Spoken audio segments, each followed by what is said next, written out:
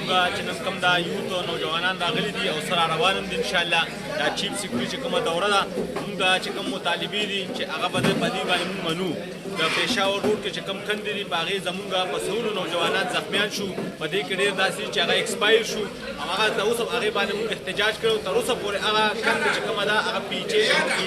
هغه اوسه پورې دغه نه کړه د دې نه علاوه سټریټ لایټس دي د دې نه علاوه دا کوم وړو چې دي د دې دا تقسیم هم ټیک نه دی وړو دې ارزان کي بېشکه مفت یې نه ورکوي خو ارزان دي کي دویمه دا چې کوم کس وفات شوی دی د ازاله دې وشکلی شي درېیمه دا چې کوم